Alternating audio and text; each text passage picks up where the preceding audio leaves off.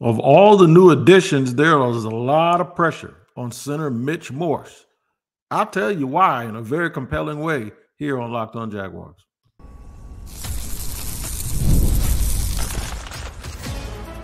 You are Locked On Jaguars, your daily Jacksonville Jaguars podcast. Part of the Locked On Podcast Network, your team every day. That's right. It is your team every day here on Locked On Jaguars. We love to say that. We'd like to thank you for making us your first listen as well. I'm Tony Wiggins, the host of the Locked On Jaguars podcast that you can also find over on YouTube. Make sure you go over, hit the like button, subscribe, hit that like button too. We got all these listens, and that like button ain't getting hit enough. Hit that like button, man. All right. And hit the bell so you get notifications each and every time we drop an episode here on Locked On Jaguars. Also, it's very important. When you're in your car, you can't watch YouTube. Obviously, make sure wherever you get your audio podcast, you tap into that location every single day. Or if you're at work in your cubicle and you don't want nobody to know what you're listening to in your AirPods, make sure wherever you listen to your audio podcast, you go and tap into Locked On Jaguars every single day. Also, today's show is sponsored by Monopoly Go. I admit I have a competitive side, and it is a big fan of Monopoly Go, man, the mobile hit twist on classic Monopoly. So join your friends and download Monopoly Go, now free on the App Store or Google Play. And thank you again to the everydayers for listening up every single day and making the show so fun to do, knowing that you'll be there. All right, so here's what we got today. I'm going to go numbers games, talk about some numbers that guys have gotten and how people think numbers are terrible, but numbers are not terrible. If the player is very good, people will start liking the numbers. We'll talk about the new numbers and the numbers of the jerseys that are put on the back of the new additions of the Jacksonville Jaguars. Draft pick expectations, a realistic look at what we think or believe the high and the reasonable expectation is, and even maybe on the high side, we'll go through each and every one of those selections. But first and foremost, at the very single top, I wanted to talk about Mitch Morse, and I'm going to tell you how this came up because I've been so focused on draft picks, and I wanted to keep giving you content about draft picks and new additions. But there's a bigger picture of this entire cycle that has come into view, and it came based on the interactions that I had with some people. I can't remember who it is. I probably search back through Twitter real quick and find out who it is that actually brought this up. And I normally do enough research that I don't have to go looking for stuff once I start a show, but I didn't even think I was going in this direction, but it's the truth. All right, I'm going to tell you who it is. It's Angie's_son. Your Twitter handle name is too long for me to say, but it's AY, MA, NCC, LGPC. And Brud, we talk all the time, all right? So he hit me up and he said, smoke and mirrors aside, the Jaguars very well could be running it back with the exception of a center on offense this year. Running back, tight end, offensive line, the exact same, center aside. And wideouts could be very much equal or worse. And I just liked it. And I didn't even realize I was going to use that as a part of my show, but that's why I started thinking the way that I started thinking. So I'm going to give it to you. He's right. He is 100% absolutely right when it comes to the offensive line. Much like last year everybody was focused on pass rush. The Jaguars didn't touch it. And ended up having two guys get double-digit sacks, and Josh Allen had a career year. 27.5 sacks between the top two dudes, and the Jaguars didn't touch the offensive line. I mean, the defensive line or the edge where people wanted them to touch. So they basically ran back something that was extremely problematic for them. They also ran back something that they said was the focus that they wanted to address on or that they needed to improve. They didn't say they were going to address it. And see, that's the thing. Because we think they say one thing and they really said something else. The Jaguars said the thing that we need to improve the most is our pass rush. That means we got to play better too, because they didn't make any additions. So sometimes we make things up in our mind that we think we heard and we really didn't hear them. We didn't hear them say they were going after the edge rusher. We said they needed the biggest improvement from 2022 to 2023 for them, the thing that they needed to improve the most was their ability to rush the passer. Interesting, huh? But he's right again. Just like y'all were right when you talk about the edge rusher. Kind of right. Because it was never the thing that I thought needed to be improved the most. And anybody who listens to Locked On Jaguars, if y'all just either heard or saw me pour me a drink of water, it's not what I always thought was the worst part of the team. I have forever thought the offensive line was the worst part of the team. And going into this offseason, most people out there did too. So, of all the things that were terrible about this team, why does it seem like it was the thing that was addressed the least? They signed one free agent and they drafted one offensive lineman. In a year where this draft was loaded with offensive linemen. I'm going to tell you why. One thing is I believe they really believe and they really like Cooper Hodges.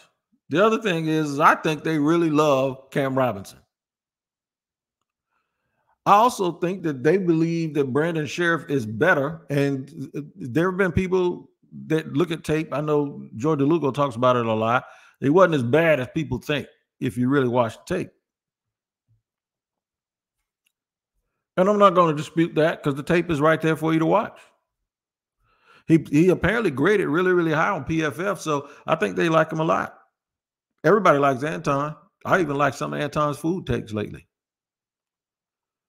And I've always said that I really love the way Ezra Cleveland moves and the way he looks. You just got to be competitive. Now, see, what the team knows that we don't know is this.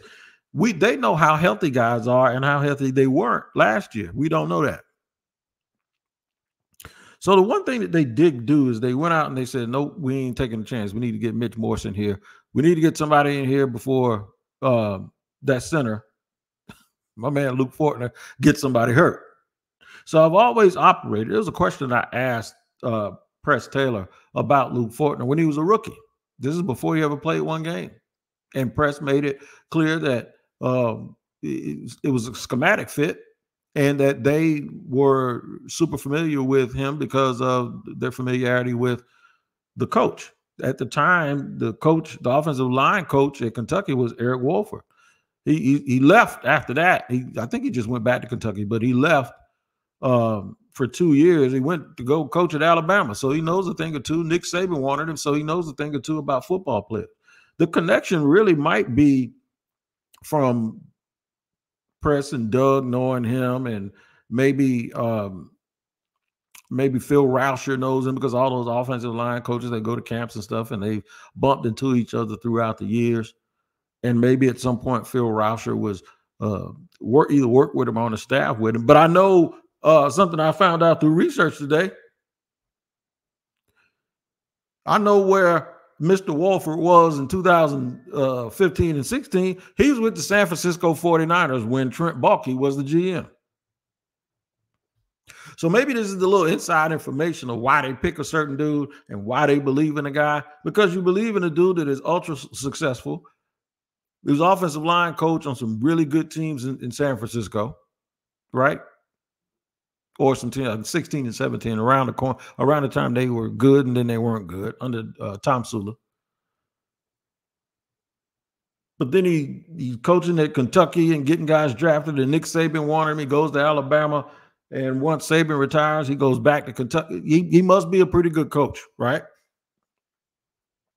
But I always thought that it was a coaching thing as to why that they were so enamored with Luke Fortner when everybody was telling them that, no, he needs some help, and they wanted to hang in there. And this is also why they didn't take a long-term route with Jackson Powers Johnson or whoever. I think they're really pulling for Luke Fortner to keep the job and win the job and fight Mitch Morse off, which leads us to my point. Mitch Morse is the most important player that was added to the Jaguars. I'm going to get into more of why. The main reason is this, and I'm going to tell you this as we lead in the segment too. Here's the reason. Because they didn't address, and they also signed Javon Foster, but hopefully he doesn't play at all this year and he just develops because they have 3 tackles in front of him. Hopefully what happens is this. Mitch Morse wins the job Those other guards stay healthy. Cam Robinson doesn't get suspended again, and he stays healthy. Anton continues to just be Anton. They get the continuity they need. Mitch Morse plays really, really well, and Luke Fortner spends a whole year getting stronger. And then when Mitch Morse, they can reevaluate it at the end of the year. That's the best case scenario. Because here's what will happen if that offensive line struggles. They'll say, y'all ran it back, just like my man said they did. Angie's son said, y'all ran it back except one person. Y'all made one addition. And if that one player doesn't change everything, y'all screwed this up. That's why they have to play better, because Mitch Morse is going to be blamed for it, even if they play a little bit better, but it's still not enough, and then it's still a weakness on the team, and they still don't get pushed up front. Ain't nobody going to sit here. The first mind that they're going to get is, well, whether or not it's Morse's fault anyway, the talk is going to be this, is that all they did was add one guy when they should have added more people. They ran it back with the exception of one dude, and that one dude wasn't the glue. He wasn't the reason. He wasn't going to fix the problem. That's why to even avoid going down that line, I hope Mitch Morse plays so well that it affects everybody else to the point where that is not something that we're going to talk about. I don't want to be talking about the stuff that they failed to do again. I want to talk about stuff that they need to do to keep improving the team. But this will be the second time in a row that they kind of stood pat they put a little Band-Aid on it, and hopefully it works. Because if it doesn't, that is something that we are going to revisit. And you are exactly right, sir. They did run back with a little bit of help from Mitch Morse and some hope from Javon Foster moving forward. But that's a minimal addition to what I thought was the weakest unit on the team. You're exactly right. You're exactly right. I want to look at some draft picks too. We'll touch on this a little bit more in segment 2, and then we'll look at some of the draft picks, and see exactly how they can help. We'll even mention Mr. Foster in that. We'll do all of that in just a second here on Locked On Jaguars. I first got to talk to you about being a competitor, man, and competing. I try to beat my kids at everything. That's the only way iron is going to sharpen iron. If we don't get participation trophies, and then I'm going to tell you and I'm going to talk about it. And that's why I like Monopoly Go, because Monopoly Go, it's a twist on the original Monopoly game. You can even team up with friends. It's like a team building exercise. For time tournaments where you work together to build up each other's boards, the more you win together, the more awesome prizes you can unlock. And there's so much to get. You got all kinds of stuff, unique stickers, cool new playing pieces, hilarious emojis for taunting friends when you smash their buildings or heist their vaults. You help build them up, and then you steal all their money, basically. But it's all about competition. It's all about team building, and it's all about having fun. There's always something fun to discover in Monopoly Go, so get off the bench and go download it for free on Google Play or the App Store. It's game on. I'll tell you again, go download Monopoly Go for free on Google Play or the App Store.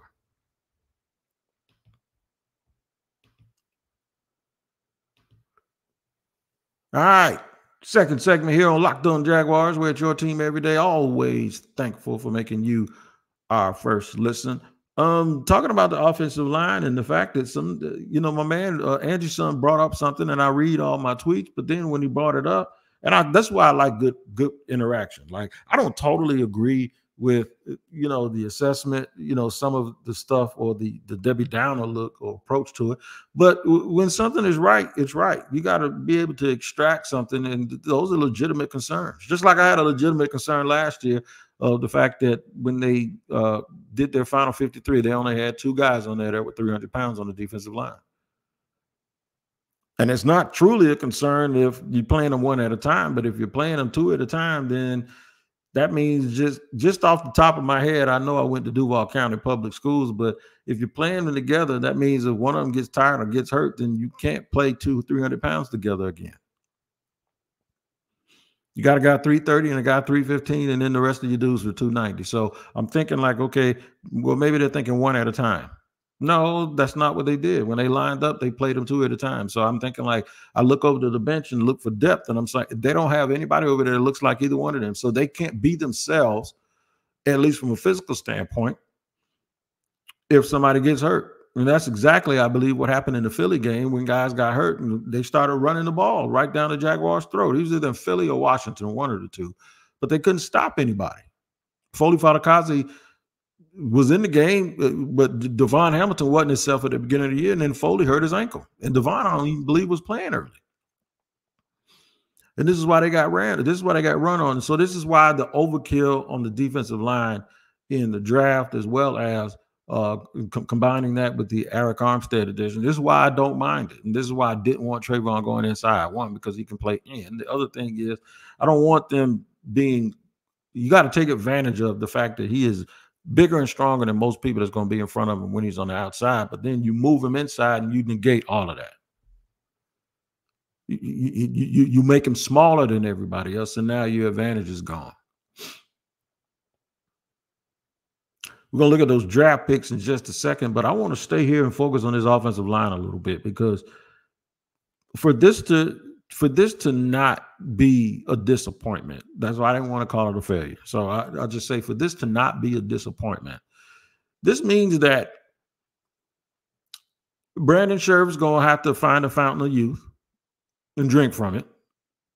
Anton Harrison is going to be himself, be even a better version of himself, because he's going to be healthier. I believe in that all day. Cam Robinson is going to have to stay healthy. It's something he hasn't been able to do for 3 years. And he's going to have to avoid suspension.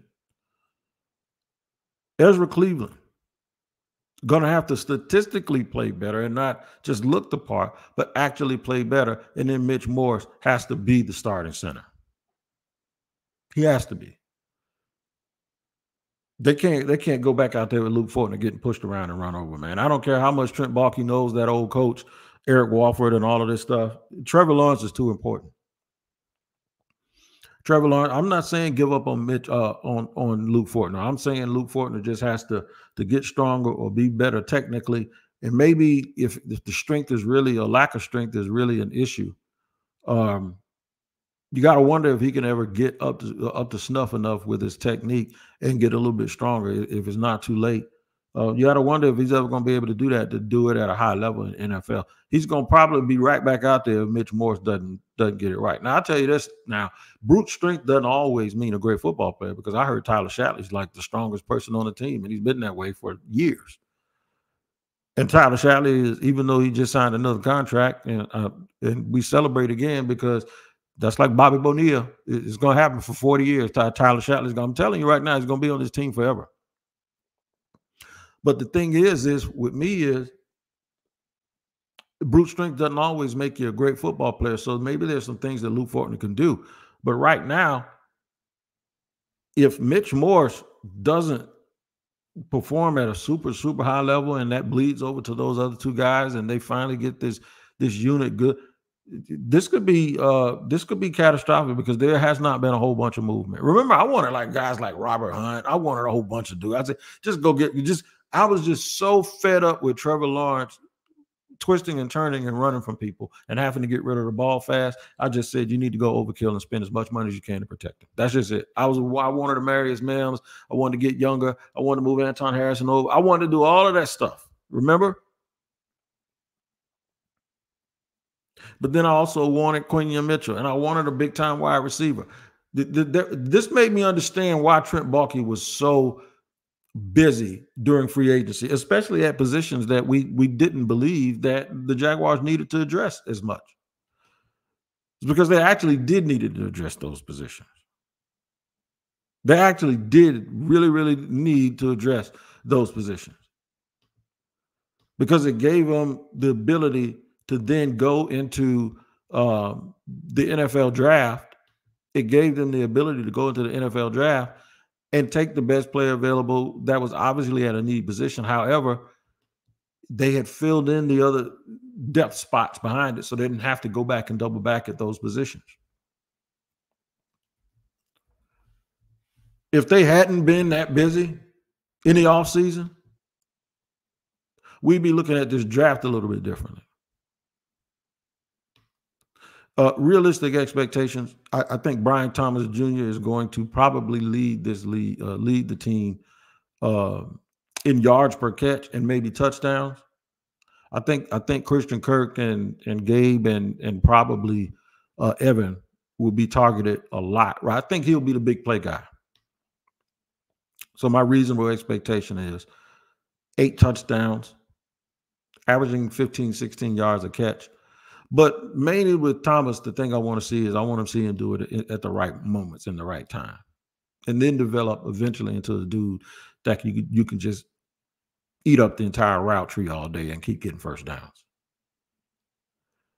Or he could be a superstar. It could be a dude that just takes the league by storm right away because of that big playability. Mason Smith, stay healthy, continue to get better, show the upside. You don't have to even be dominant early. Just when you do get in the game for those 20 snaps, go off. Make people go, I see why now. Jarian Jones, I need Jarian Jones to be an active member of about 5 or 6 dudes that I believe Chris Richards is going to rotate. Play with physicality and energy and do well on special teams and eventually develop into a full-time starter. Javon Foster. Javon Foster, in my opinion, is the future, either the future swing tackle or they may look at him at right and move Anton Harrison to left. They love versatility. I would not be surprised if by the 2025 season, he's a starting offensive lineman. Jordan Jefferson, I need you to be a rotator. I need you to be a dude, man, that is going to be a mainstay on the line, be a rotational guy, and eventually maybe develop into a full-time starter. Maybe 3 years from now, both of y'all LSU guys will be starting together. DeAndre Prince, make the team. Surprise me. Show what you got. Show what you got. Push one of those dudes out. Braswell, those dudes holding those last spots, go in there and shake the bottom of that room up. Keelan Robinson, kick returner, speed guy on defense. Just think Corey what's his name? Corey, what's his face? That was here a few years back. Corey Grant, but can run inside. Cam Little, he's going to probably be the starting kicker. Good. He can kick it from a mile away. And Miles Cole, just develop, man. And hopefully there's a legitimate path to him being the fourth edge on this team. What's in the number? I'll tell you in just a second here on Locked On Jaguars.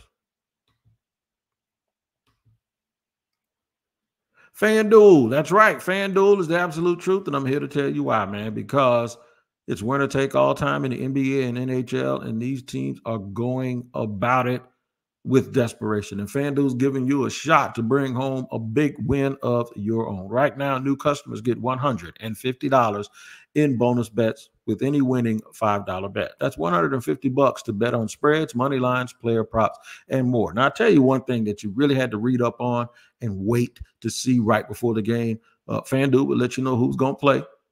If they heard any information at the last minute, whether or not a guy was going to sit because of, what do they call it, load management. They don't have that right now during the playoffs because if a guy's hurt, he's out. But if he can go a little bit, they're getting him in there to help their team. So that's going to help you with the NBA stuff. Visit FanDuel.com/lockedon and make every playoff shot count. That's FanDuel.com/lockedon, LOCKEDON. Make every shot count. FanDuel, America's #1 sportsbook.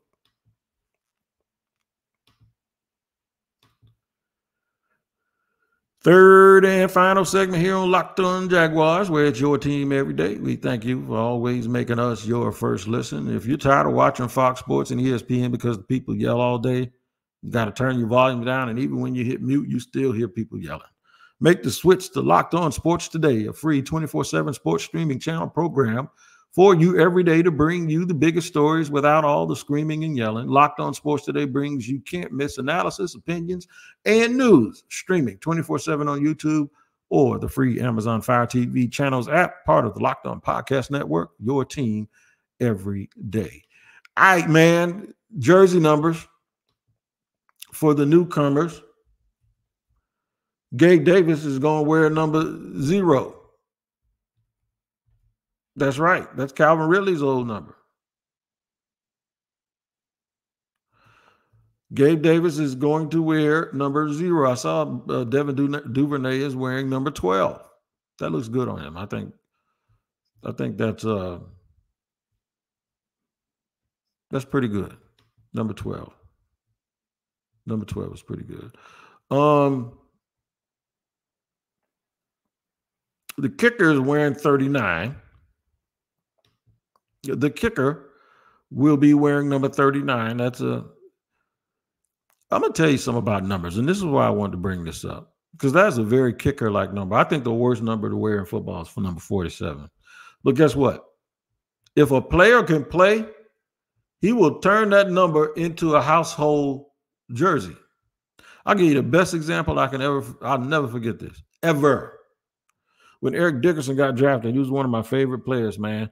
And I said, he has the worst number in the world. Why on earth would this dude wear number 29? Why? Why would he wear number 29?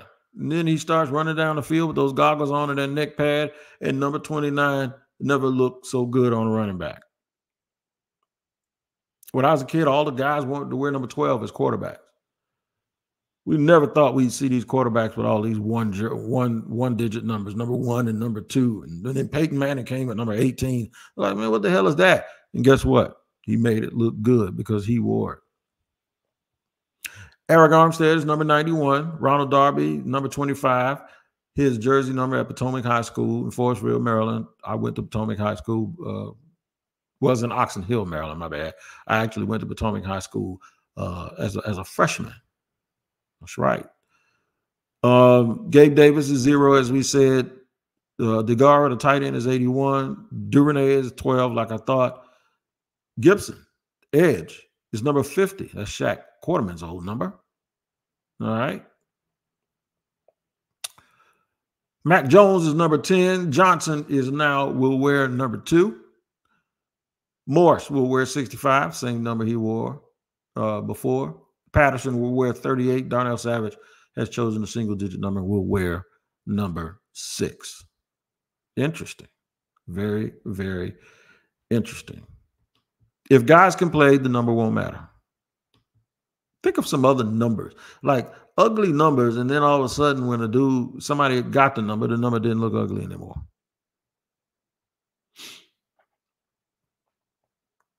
Remember Bernie Kosar? Bernie Kosar was like number 20 in college at quarterback. Wasn't he number 20? Then he turned to number 19. And I think Doug Flutie was number 22 in college and at quarterback. And I'm telling you, man, every single time y'all think a number doesn't look good on a player, when you don't know the player, and then the player gets the number, and the player turns out to be really, really good, the number starts to look good too. Happens all the time. Happens every single time a player puts on what people think is a bootleg number, and then all of a sudden he turns that jersey into something, and that number. Lester Hayes made number 37 look real good, and 37 is a terrible number in football. So let's hope the players are not a reflection of the number. If the number is ugly, that the number can become a reflection of the player, and it'll be something that everybody wants to wear. Make sure y'all check out Locked On Sports today, man, because we've launched the first ever national sports 24/7 streaming channel on YouTube. And now it's also available on Amazon Fire TV and the free Fire TV channels app. Locked On Sports today is here for you 24/7, covering the top sports stories of the day with the local experts of Locked On, plus our national shows covering every league. Find Locked On Sports today now available on the free Fire TV channels app. Y'all have a good day, man. We're going to head into Friday looking for any news that's going to happen. If not, of course, I got a whole bag of reports on players and perspectives that I can always draw from to make sure that you get good Jaguars coverage each and every day here on Locked On Jaguars. Take care of yourself, man, next time, and we'll see you.